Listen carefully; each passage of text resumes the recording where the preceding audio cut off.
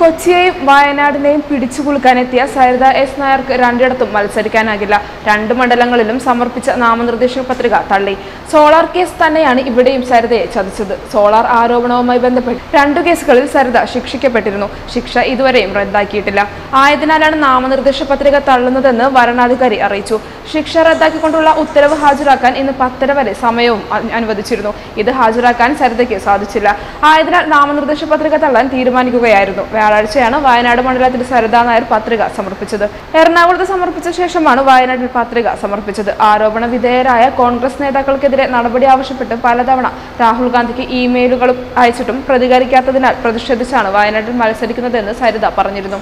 എറണാകുളം, വയനാട് മണ്ഡലങ്ങളിൽ മത്സരിക്കാൻ പത്രിക സമർപ്പിച്ചിരുന്ന സരിത എറണാകുളത്ത് മത്സരിക്കുന്നത് UDF സ്ഥാനാർത്ഥി ഹൈബീഡിന് എതിരെയാണെന്നും പറഞ്ഞിരുന്നു. എല്ലാ തെരഞ്ഞെടുപ്പ് കാലത്തും തട്ടിപ്പുകാരി എന്ന് പറഞ്ഞ് പാർട്ടിക്കാർ തന്നെ ആക്ഷേപിക്കുകയാണ്. തന്റെ പരാതിയുടെ അടിസ്ഥാനത്തിൽ പോലീസ് പ്രാഥമികാന്വേഷണം നടത്തി FIR ഇട്ട ആളുകൾ ഇക്കുറി ലോക്സഭാ തെരഞ്ഞെടുപ്പിൽ മത്സരിക്കുന്നുമുണ്ട്. ഈ നടപടിയെ ചോദ്യം ചെയ്യുക എന്ന ലക്ഷ്യത്തോടെയാണ് തെരഞ്ഞെടുപ്പിൽ മത്സരിക്കാൻ ഒരുങ്ങുന്നത്. അല്ലാതെ ജയിച്ച MP ആയി പാർലമെന്റിൽ പോയി ഇരിക്കാനില്ലെന്നും സരിത എസ് നായർ മാധ്യമങ്ങളോട് പറഞ്ഞിരുന്നു.